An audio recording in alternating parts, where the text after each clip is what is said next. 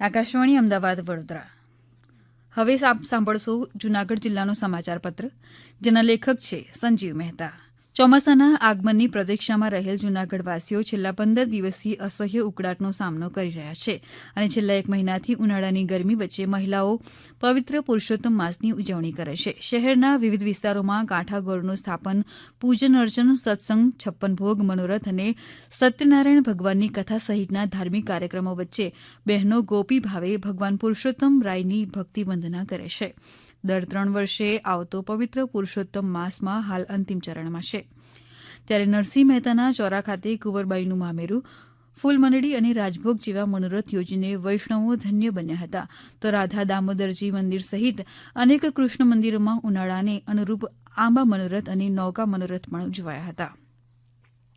એક તરફ આકાશમાં વરસાદી વાદળો બંધાઈ રહ્યા છે, ત્યારે પ્રાચીન વર્ષા વિજ્ઞાનનો 36મો પરિસંવાદ કૃષિ યુનિવર્સિટી ખાતે યોજાયો હતો, જેમાં સૌરાષ્ટ્રભરમાંથી 40 જેટલા આગાહીકારોએ ઉપસ્થિત રહી આ વર્ષે સામાન્યથી મધ્યમ વરસાદ રહેશે તેવી આગાહી વ્યક્ત કરી હતી. વર્તમાન ટેકનોલોજીની સાથે આપણી પ્રાચીન પરંપરા એટલે કે અખાત્રીજના પવનની દિશા, હોળીની જાળની દિશા, ભડલી વાક્ય, પશુ પક્ષીની ચેષ્ટા અને નક્ષત્રોની ગોઠવણી જેવા પાસાઓનો અભ્યાસ કરીને આગાહીકારોએ આગામી ચોમાસાનો વર્તારો કાઢ્યો હતો. જૂનાગઢ વન વિભાગ દ્વારા 2 દિવસ ગિરનાર વન્ય અભયારણ્યમાં શાકાહારી પ્રાણીઓની વસ્તી ગણતરીની પ્રક્રિયા હાથ ધરવામાં આવી હતી. ગિરનારની જૈવિક વિવિધતા અને પર્યાવરણીય સંતુલન માટે શાકાહારી પ્રાણીઓની ભૂમિકા મહત્વની રહી છે. બીટગાર્ડ, વનકર્મી અને વન અધિકારીઓ સહિત 150 કર્મચારીઓ દ્વારા ગિરનાર અભયારણ્યમાં રહેલા ચિતલ, સાબર, નીલગાય, જંગલી સુવર, ચિંકારા અને ચારસિંગાની ગણતરી પ્રક્રિયા આધુનિક ટેકનોલોજીની મદદથી હાથ ધરવામાં આવી હતી, જેની આંકડાકીય માહિતી હવે પછી જાહેર કરવામાં આવશે. જૂનાગઢ જિલ્લા કલેક્ટર યોગેશ ચૌધરીએ વસ્તી ગણતરી 2027ના પ્રથમ તબક્કાનો જૂનાગઢ જિલ્લામાં વંથલીના વાડલા ગામેથી વિધિવત પ્રારંભ કરાવ્યો હતો. જિલ્લા કલેક્ટરે સહજ સંવાદ સાધી વસ્તી ગણતરીની વિગતો મેળવી હતી અને સહયોગ માટે આભાર વ્યક્ત કર્યો હતો. તેમણે જૂનાગઢ જિલ્લાના નાગરિકોને ખાસ અપીલ કરતા જણાવ્યું હતું કે જ્યારે પણ શિક્ષકો સહિતના કર્મચારી વસ્તી ગણતરી માટે આવે ત્યારે તેમને સહયોગ કરે. આ જ સમયગાળા દરમિયાન જૂનાગઢના લોકગાયિકા અને પદ્મશ્રી દિવાળીબેન ભીલની કાંસ્ય પ્રતિમાનું એમની 85મી જન્મજયંતિએ મહાનગરપાલિકા દ્વારા લોકાર્પણ કરવામાં આવ્યું હતું. સોના વાટકડી અને મારે ટોડલે બેઠો મોર જેવા લોકગીતોથી જાણીતા બનેલ દિવાળીબેન ભીલને ભારત સરકારે પદ્મશ્રી એવોર્ડથી સન્માનિત કર્યા છે. તો સૂરની સાધના કરીને તેઓ લોકગીતમાં સાક્ષર બન્યા હતા.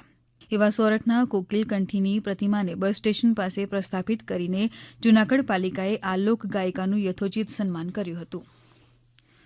પ્રધાનમંત્રી નરેન્દ્ર મોદીના શાસનના 12 વર્ષ પૂર્ણ થતાં શહેર ભાજપ દ્વારા ભૂતનાથ મંદિર ખાતે મહાઆરતીનો કાર્યક્રમ યોજાયો હતો. સૌ કોઈ આગેવાનો અને શિવભક્તોએ ભૂતનાથ દાદાની આરતી કરીને દેશનું નેતૃત્વ વધુ સક્ષમ બને તેવી પ્રાર્થના કરી હતી. સૂર્યપુત્ર શનીશ્વર દેવની જન્મજયંતિના જૂનાગઢના શનિ મંદિર ખાતે પણ ઉજવણી થઈ હતી.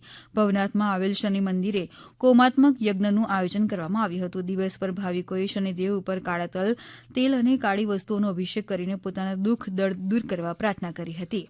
લાંબા સમય પછી શનિવાર અમાસ અને શનિ જયંતિનો સમન્વય જોવા મળ્યો હોય ભાવિકોમાં વિશેષ ઉત્સાહ રહ્યો હતો.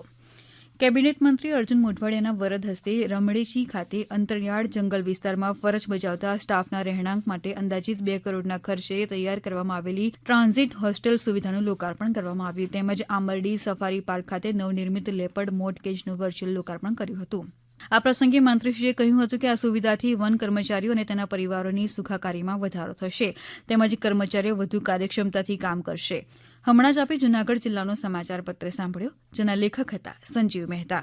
આ પ્રસારણ આકાશવાણીના અમદાવાદ વડોદરા કેન્દ્ર પરથી કરવામાં આવ્યું.